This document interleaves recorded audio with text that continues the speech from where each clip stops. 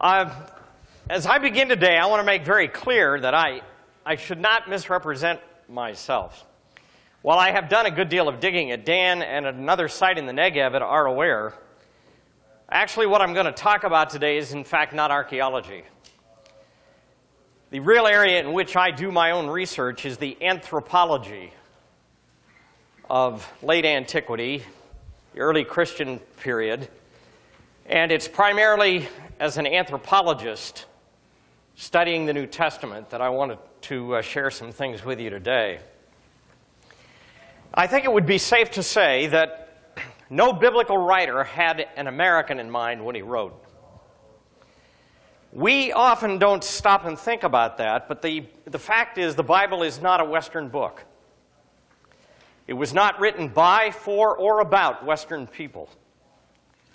It's a Middle Eastern book written about a Mediterranean people in a Mediterranean culture that's quite radically different than what we know in the U.S. So what I'd like to do today is to share with you one of the core values of Mediterranean culture that impacted not only the wider Greco-Roman world, but certainly the writers of the New Testament. If we were to talk Hebrew Bible, it would be the same. I'm going to talk primarily about the New Testament today because that's, again, my area of specialty. You and I live in what anthropologists call the Baltic culture continent. Let me explain to you what I mean by a culture continent. It's a concept first coined by anthropologists working among American Plains Indians, who recognized that there is a whole group of peoples in the central plains of the United States 200 years ago, who, though they had many different languages, different tribal groups, nonetheless had widely similar social patterns that derived from their adaptation to the ecological environment in which they lived. If you follow buffalo, that begins to develop a certain way of life. And a certain set of social patterns begin to emerge. And when you contrast that with the social patterns that existed among the Native Americans of the East Coast, they're sharply and strikingly different because of the different ecological or environment in which these people lived. Once that concept occurs to you, you begin to ask yourself about culture continents or wide areas of the globe where social patterns have developed over millennia of time in which peoples of a variety of ethnic groups, nationalities, language groups, and whatever share common social patterns because they're in some measure responding to similar environment. You and I then live in, as I said, what is called the Baltic culture continent. And by that we mean North America and Northern Europe. And what anthropologists are aware of is that there is enough commonality of cultural values and cultural pattern that Northern Europeans and North Americans have a relatively easy time understanding each other. The Bible, however, came out of what we call the Mediterranean culture continent. By that we mean all of those peoples living around the perimeter of the Mediterranean, everywhere from southern Spain, southern France, southern Italy, Greece, Turkey, all the way across around the end of the Mediterranean and the Middle East, and across North Africa. In those regions where common patterns of agriculture, wine, grapes, some wheat, the domestication of smaller animals, those kind of patterns that developed out of that lifestyle that's a response to that environment resulted in the fact that over this wide area we'll call the Mediterranean culture continent, a variety of social patterns and values began to develop that carried over the millennia and in fact still exist today in many parts of that regions in that part of the world. Now, the Baltic culture continent that you and I live in, anthropologists call a guilt culture. I don't know about you, but it's not real hard to make me feel guilty. My mother did it regularly. Very effective. I do it with my students. It's not very difficult for the average American, North American, or European to understand the concept. As soon as I mentioned the word guilt, I saw some smiles on faces. It doesn't require a lot of explanation for you to figure out the concept. The result of that is that people who share that perception of things have a kind of common sensibility that it turns out much of the rest of the world does not share. In fact, the Mediterranean culture continent, both today and in antiquity, is what anthropologists call an honor-shame culture. So what I'd like to do today is I want to explain to you the concept of honor and shame. The concept is not difficult. Talk about a few of the features of the concept. Then I want to tell you stories about my experiences living in an honor-shame culture. I, a Westerner, born, bred, socialized in a guilt culture, I want to tell you some stories about my experiences living in an honor-shame village. And then we're going to look at texts. Texts from Greco-Roman antiquity, a few ancient Jewish texts, and then some biblical texts. And try to ask ourselves whether or not it could be that Westerners misunderstand the texts because we don't have the cultural orientation necessary to understand how they were first written and first read. I don't know if any of you have ever lived in another culture for any period of time. Anybody? Where?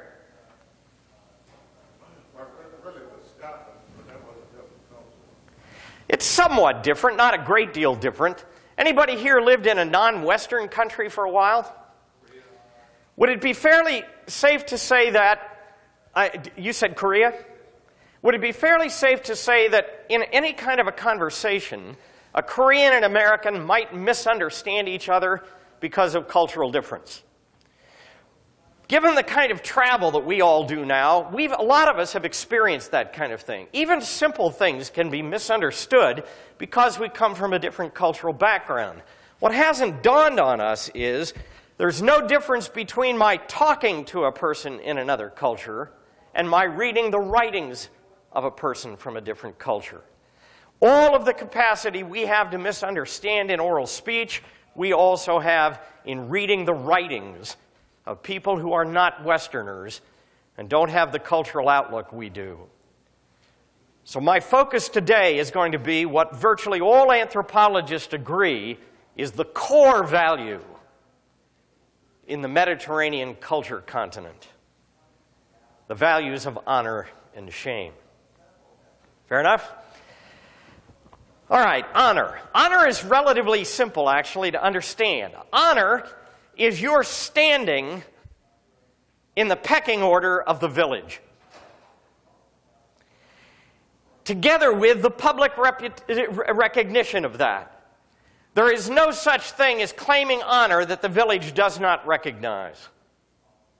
To claim honor that the village does not recognize is to be uppity, brash, a braggart, a fool. Honor is public reputation in the village, and everybody in the village knows exactly where you stand in the pecking order. The reason for that is there are two primary ways in which you can get your honor rating or ranking in a village. The overwhelming way in which you acquire honor, or you receive honor, it's on the sheet that I handed out for you today. The overwhelming way in which you get your honor rating is from your birth. It's what anthropologists call ascribed honor. It's the honor that you get the day you pop out of the womb. It's the honor that you and every member of your extended family has, male and female, everybody in your family has always had, and always will have. That kind of ascribed honor means that if you are born in a very high family, you have a high honor ranking. If you are born a low life, you have a low honor ranking. And you're probably going to have it till the day you die. So the overwhelming way in which you get your honor is from the family of your birth. Do you now understand why genealogies are so important in the Bible? Genealogies indicate in writing what a village knows orally, namely the family you were born in, and hence the honor ranking you have. I spent some time living in the little Palestinian village of Beit Jala on the West Bank. Doing research, my primary area of interest is peasant studies. And in living in Beit Jala, I discovered that when I would be introduced to peasants, they would often immediately tell me their genealogy. For most peasants, it's only 3 generations long. Me, my father, and my grandfather. Maybe my son. Maybe 4.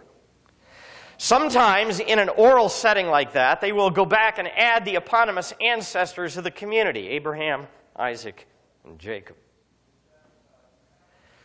Genealogies are, if you will, a kind of a map for the whole community, describing exactly where in the scheme of things you fit. Among non-literate people, which in antiquity was about 96% of the population, among non-literate people, genealogies would be very short. Only upper-class, wealthy people had written genealogies. And you understand that the longer the genealogy, the better, because it means you're from old money, not new money. You understand? Anybody curious why only 2 of our Gospels have genealogies for Jesus? Matthew and Luke provide a genealogy, Mark and John do not. What I find interesting is the one in Luke. It goes all the way back to son of Seth, son of Adam, son of God. That is, it traces it to the beginning. That's the longest genealogy possible. Do you understand that an honor claim is being made?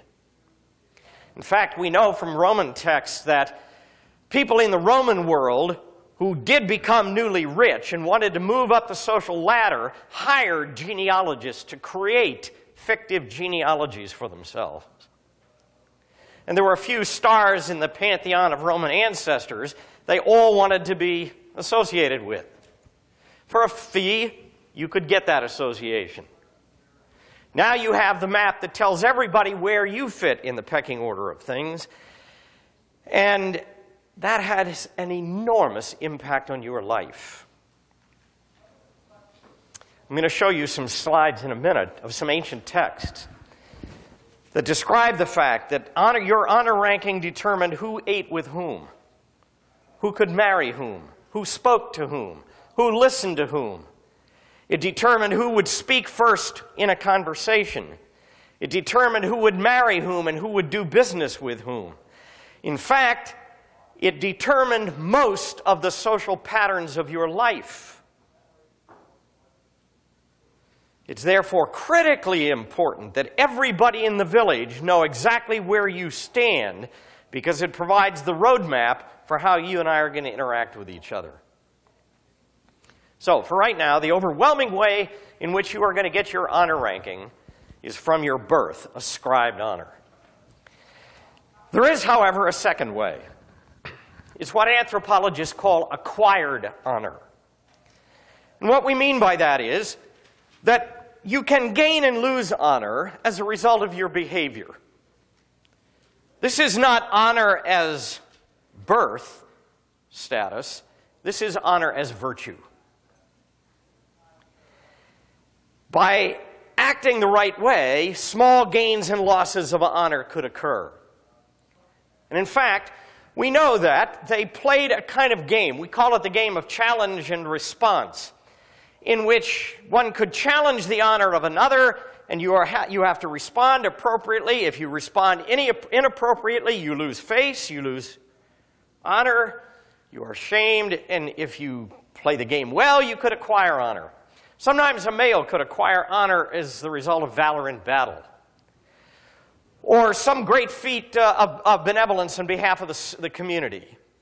Perhaps a donation to the city, paving a public square, something such as that.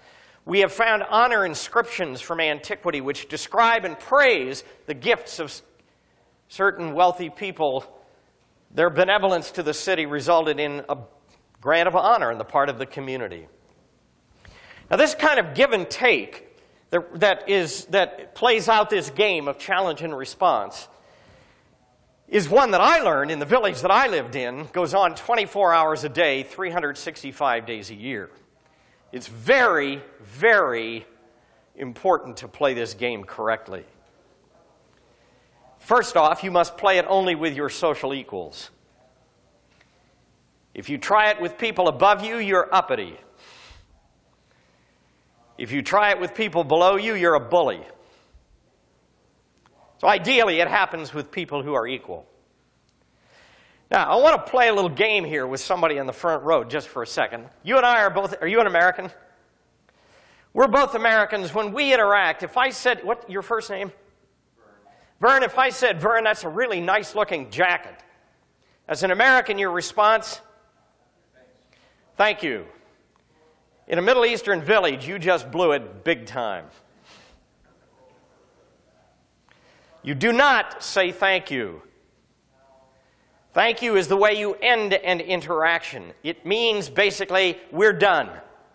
But look what I just did. I just offered you a compliment. A compliment is a positive honor challenge. Now, you have to know that you've been challenged, and you have to know by how much. And you now have a couple of options. If you don't respond, we know you're a coward.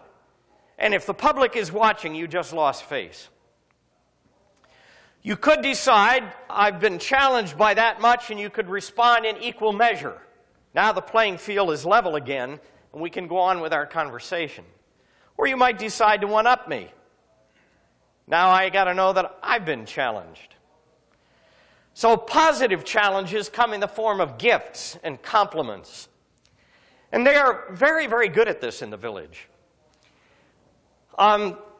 If I said to you, nice jacket, Vern, and you said back to me, thank you, I complimented you, you did not compliment me back, you ended the interaction by saying thank you, I won, you lost.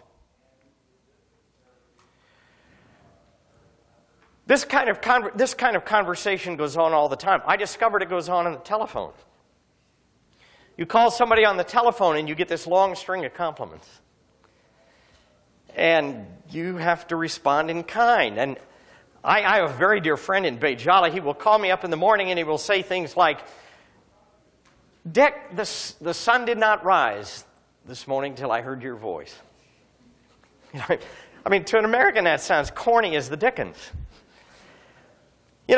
And he gives me 3 or 4 of these. Well, I've got to come back with 3 or 4 of these, or the conversation can't proceed in a proper fashion. Now, I can also do this negatively. I can challenge you by insulting you. And so I learned in the village as well, they are quite skilled at insulting each other. Many of these insults are very, very subtle. And one of the games to play is to subtly insult somebody and then see whether or not they pick it up.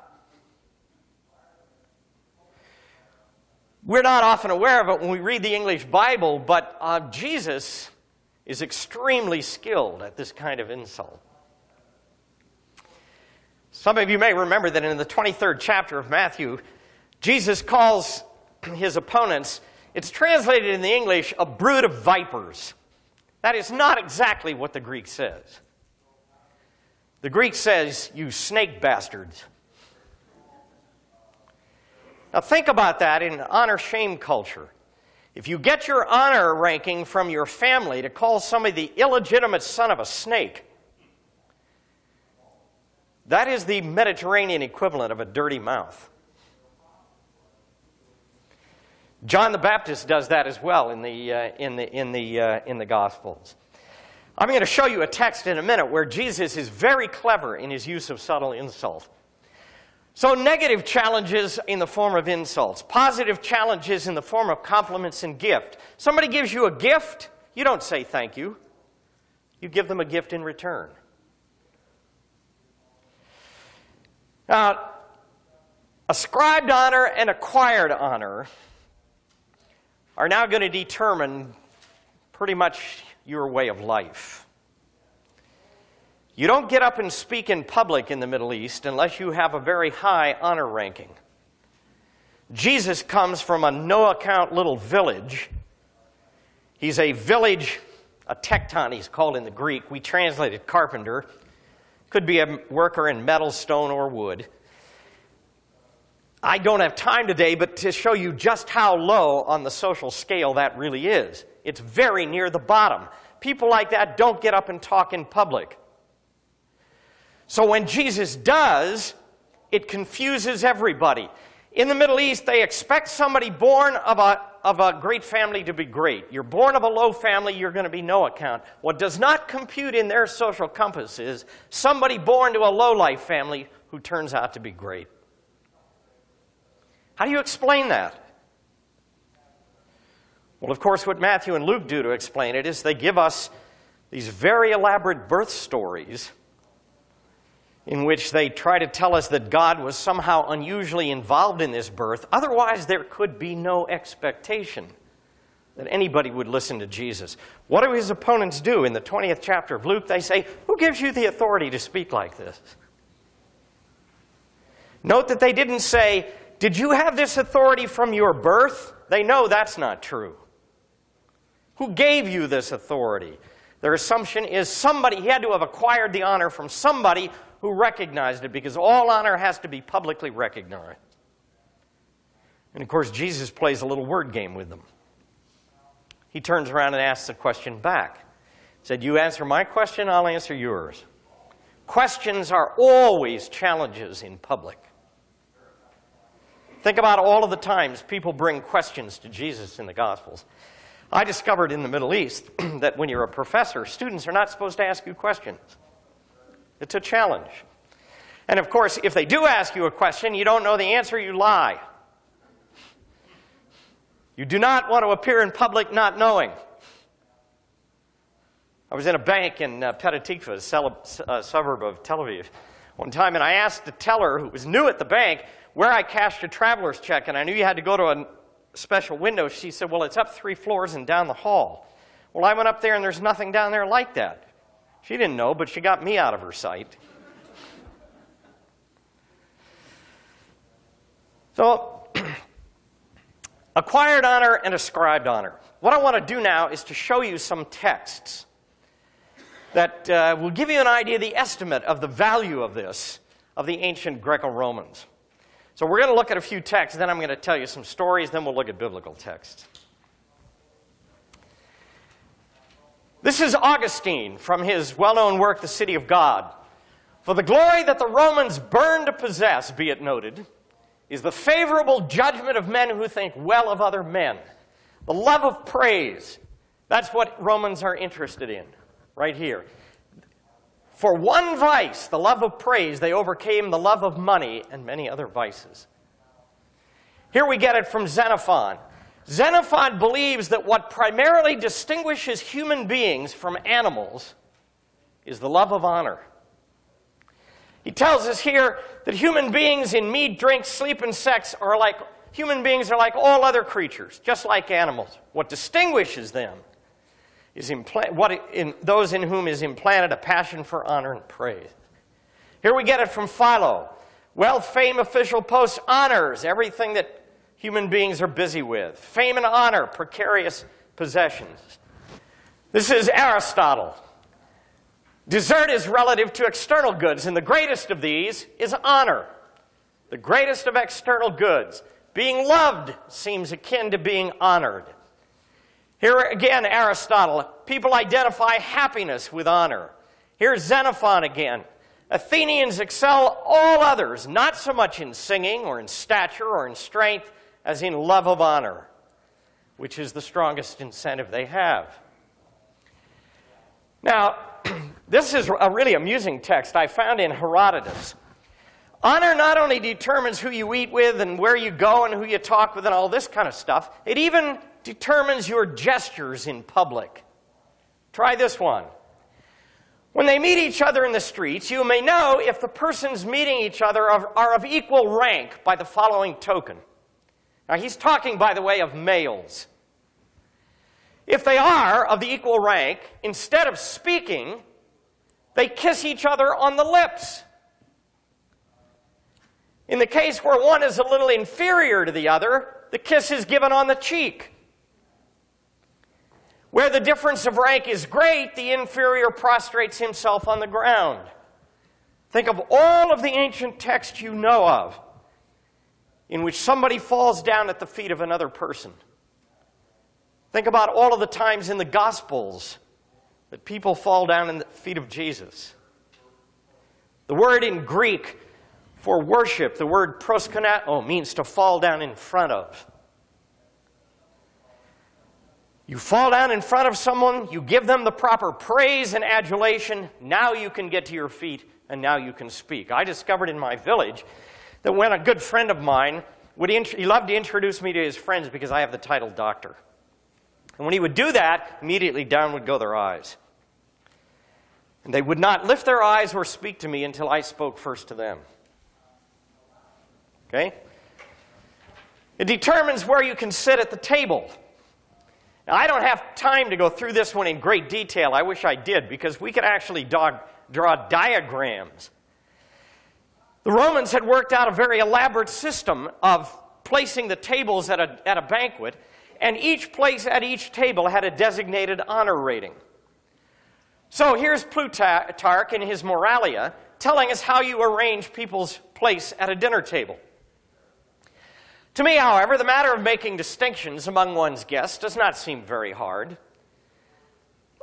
He says, there are a number of places come to be held in honor. Their distribution does not arouse jealousy if the host is able to guess rightly. Now, a little later here he says, but if the honors are hard to decide and the guests are touchy,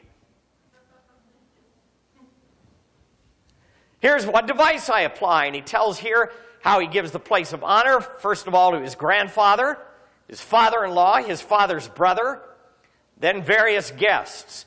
And he tells us, by the way, that it's from the poems of Homer that he learned how to do that. Do you all recall the saying of Jesus? When you come to a banquet, Jesus says, don't go to the head of the table and take the place of honor, lest somebody of higher rank come and the host say, would you please move and make place for this person? And you be put down lower. Jesus says, your strategy should be, when you come to the banquet table, take the lowest place. And then the host is going to come along and say, move here, move up higher. And everybody will watch that happen. I didn't make a slide of it, but we actually have one ancient writer, Seneca, who tells us that it's all right to invite low-life people to a banquet at your house for dinner, but at least have the good sense to feed them in the back room and give them vegetables.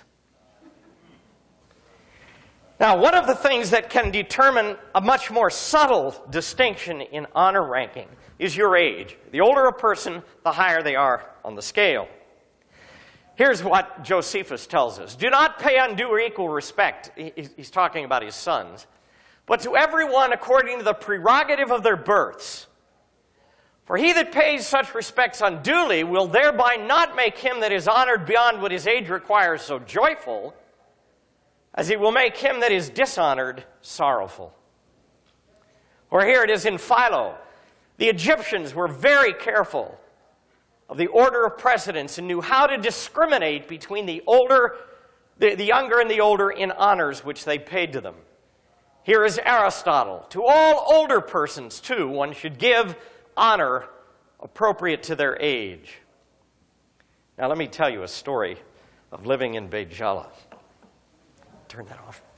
We'll turn this off for a minute. I have a very dear friend. His name is Hilmi Dakak. He's a Palestinian. He's quite wealthy.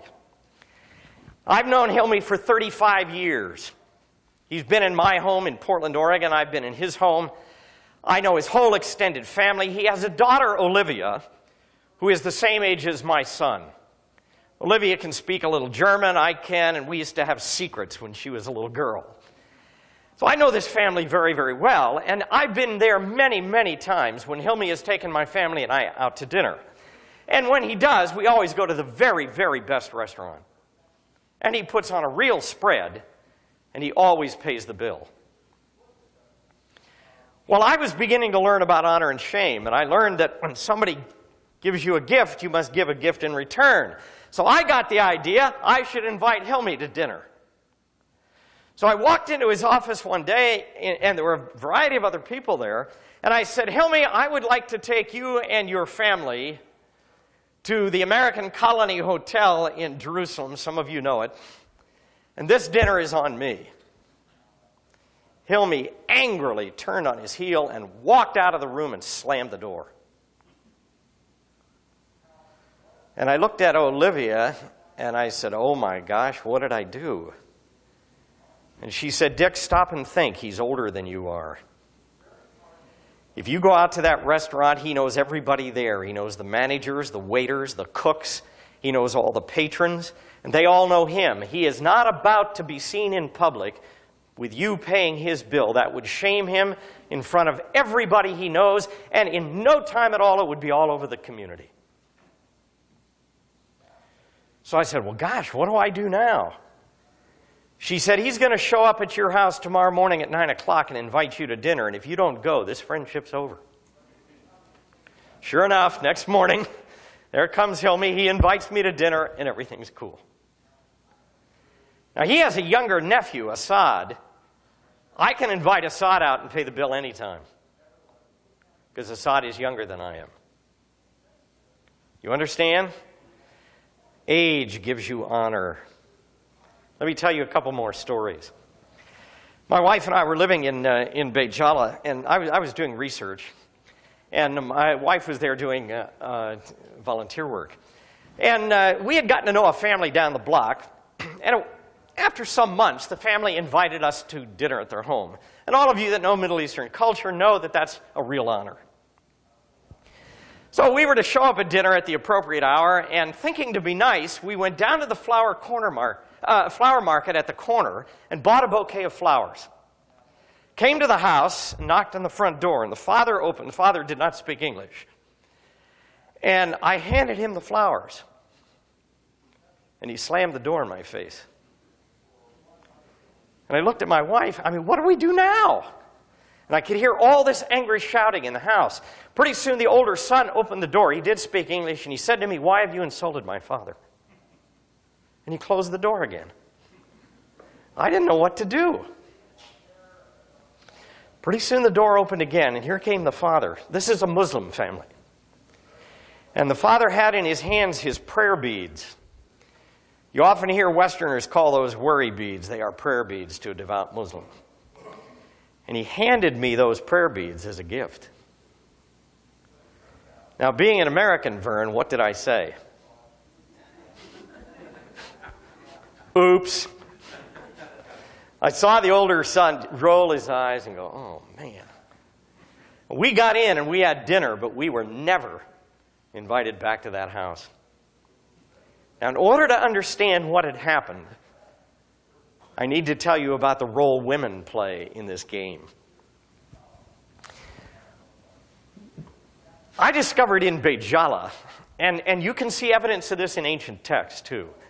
The people in Beit Jala believe that all women are naturally born with a gene inside them that makes them wise. Wisdom is the quintessential feminine virtue.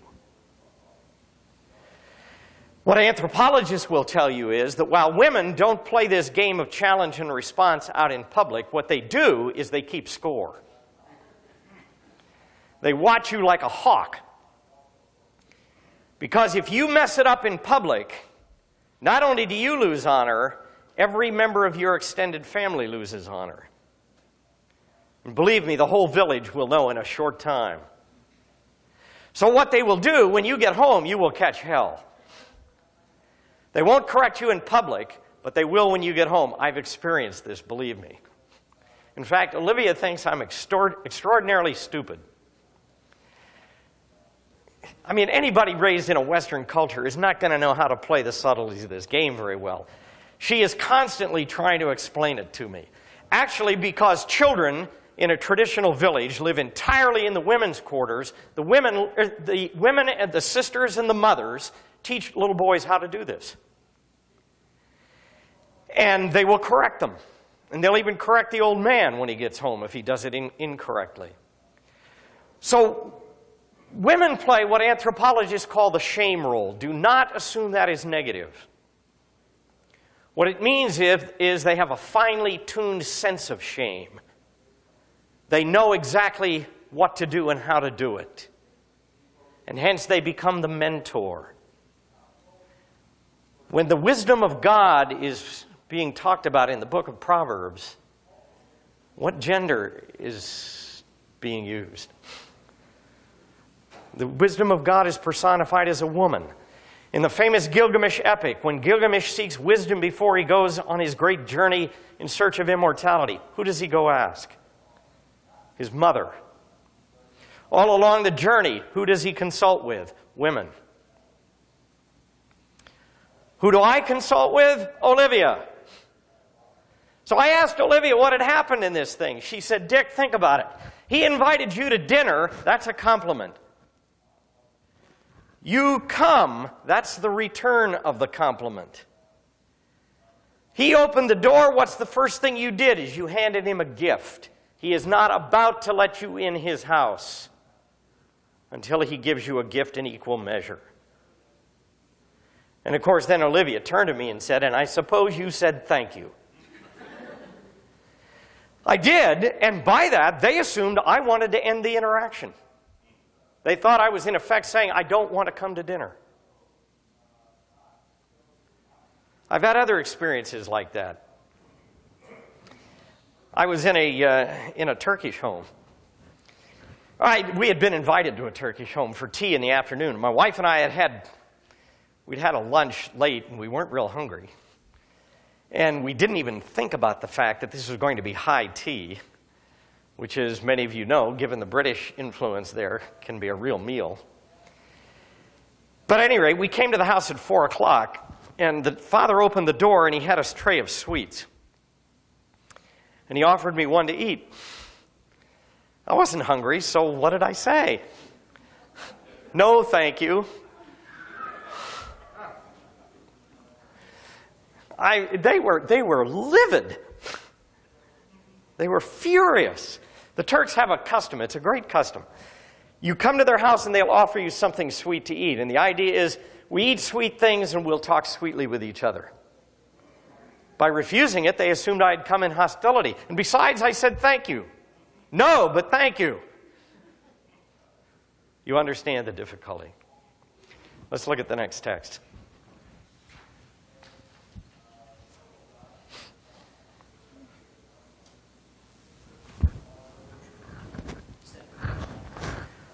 It isn't, but we're going to run out of time, so let's go to this one. Fine. What I want to do now is I want to show you this in some biblical texts. This happens to be from the 4th chapter of Luke. If you know your New Testament well, you know that at the end of the birth story, in which Luke has told us about a miraculous divine involvement in the birth, which somehow is a way of addressing the fact that this lowlife, Jesus of Nazareth, is now going to turn out to be a great person and speak in public. At the end of this birth story, what does Luke do? He provides a genealogy. And he traces the genealogy backward from Jesus all the way to son of Seth, son of Adam, son of God. You understand that any Middle Eastern reader picking that text up and reading it would be blown away at the audacity of that honor claim. You mean to tell me that a village lowlife carpenter type from a tiny little Galilean village called Nazareth has a genealogy like that? What would be the immediate reaction of people? Wouldn't believe it. So let's challenge it. And that is exactly what Luke has happening in this text. Jesus, full of the Holy Spirit, returned from the Jordan and was led by the Spirit into the wilderness. He was there 40 days. Remind me if I have time to come back to 40 days. That's very significant in honor-shame culture. Tempted by the devil. Now, we say tempted. That is, in fact, not what the Greek word means. The Greek word means tested. We're going to put this claim to the test to see whether or not it has any validity to it. So what does he do? He says, if you are the Son of God. Think about that. If you are the Son of. How do you get your primary honor ranking? From your birth family. What did the genealogy do? Trace Jesus back to son of Adam, son of God. What he is now doing is saying, if you are. In other words, what the test is, we're going to put to the test whether or not that kind of audacious, bold, overreaching kind of honor claim can stand the test. Now, when the devil in the story asks him, come on, if you really are, how does Jesus respond? Jesus answered, it is written. Now, if Jesus in public had done anything to try to make a claim on his own, he would have demonstrated to the entire world that he has no honor whatsoever. The only way he could demonstrate his ascribed honor is by quoting his Father. So what does Jesus do here? He quotes the book of Deuteronomy. When Middle Easterners hear that, ears perk up. Whoa! Any loyal son will tell you my honor is from my Father. Look what he says next. If you will worship me. Well, what did the word worship mean? It's the word to fall down in front of. What did we just read in Herodotus? People who are inferior in rank fall down in front of somebody else. What the devil is asking Jesus to do here is to acknowledge that he, the devil, is higher on the honor scale, significantly higher on the honor scale. He doesn't offer to kiss on the lips or the cheek, get down in front of me. That would demonstrate unequivocally that Jesus does not have, in fact, the honor rating the genealogy claims. And lastly, then, if you are the Son of God, throw yourself down. And what does he do? He again quotes the Hebrew Bible, which is exactly what any loyal son would do. I love the way Luke ends this text. Jesus says, don't put your Lord your God to the test. When the devil had finished every test, he departed till an opportune time. It's like, I didn't get him this time, but I'm coming back. Now, having given you that little challenge and response, dialogue between Jesus and nothing less than cosmic powers, Luke would have blown a Middle Eastern audience away. Immediately they would begin to say, whoa, maybe there's more here than meets the eye. So what does Luke do next? Filled with the power of the Spirit, he returns to Galilee, and a report spreads throughout all the country. What I told you is, honor that is not recognized by the public is mere braggadocio. So Luke has to immediately tell us, having won this honor challenge, the whole countryside recognizes it, and word begins to spread of Jesus' reputation. Now, where is Luke going to take us next? Jesus just won a challenge with cosmic powers. Let's take him to the place where people know him best. Nobody's going to pull over the wool over the eyes of the people in Nazareth, right? I mean, come on, they all know his family. They know where he was born. This is not the place you can make exaggerated honor claims. So where in the narrative do we go next? To Nazareth. And there we're going to challenge Jesus again. Came to Nazareth. Look at the notice that the writer gives us, where he had been brought up.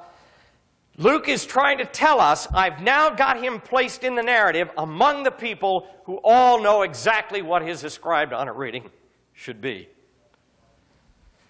Went to the synagogue, and this is a very well-known story. I'm sure many of you know it.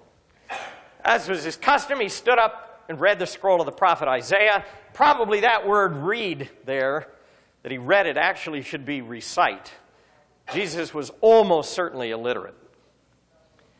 He recited or read from the scroll of the prophet Isaiah.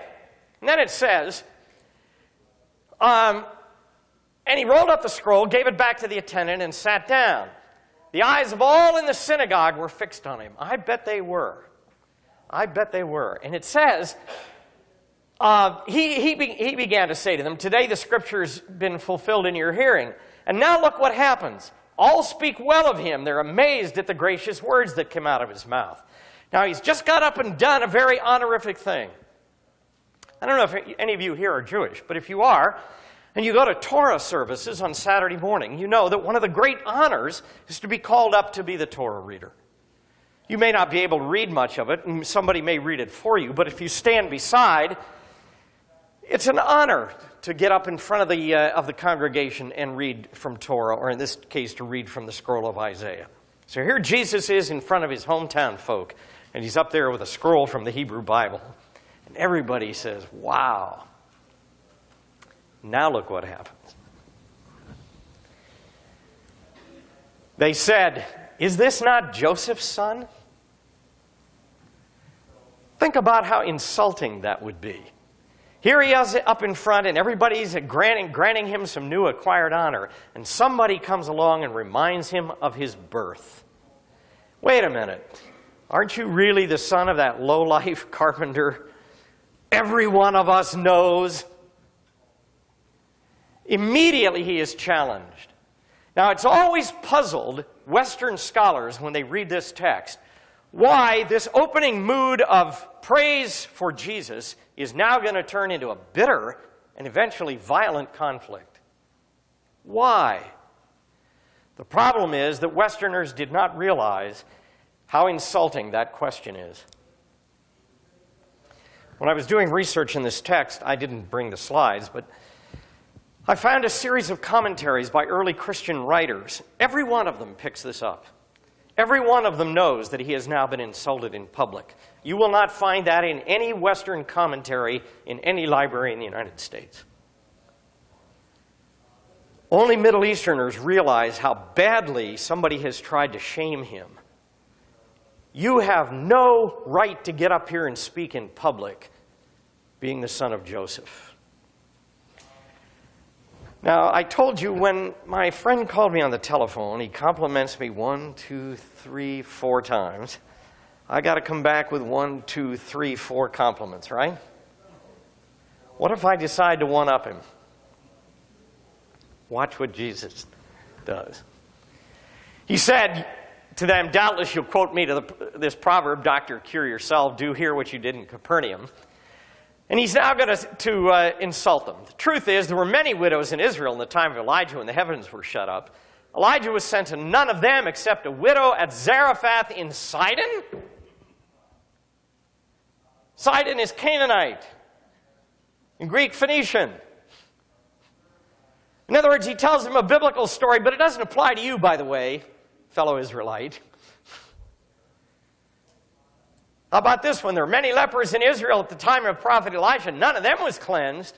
Only Naaman the who? How many times did they insult Jesus? How many times does he insult them? You get it? Now, what kind of a reaction would occur in the Middle East when that kind of a pissing contest got going? Middle Easterners have a time-honored way to try to prevent this from getting out of hand. What they'll do is they usually go to a respected third party and ask them to negotiate.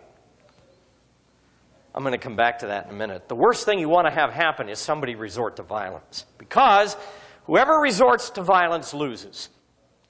The reason they do is this is supposed to be a game of wits. When violence occurs, it means wits have failed and bully tactics have taken over. What happens here? He insults them. They insult him once. He insults them twice. What's their reaction? All in the synagogue are filled with rage. They get up and drove him out of town, led him to the brow of the hill. Town was built so they could hurl him off a cliff. You understand who won? They resorted to violence. And therefore, in the give and take of challenge and response, Jesus comes across as the clear winner. You will not find any Western commentaries that pick that subtlety up. What Luke is demonstrating to you is that the claim made in the genealogy has now been justified in the two most difficult courts of public opinion we could imagine.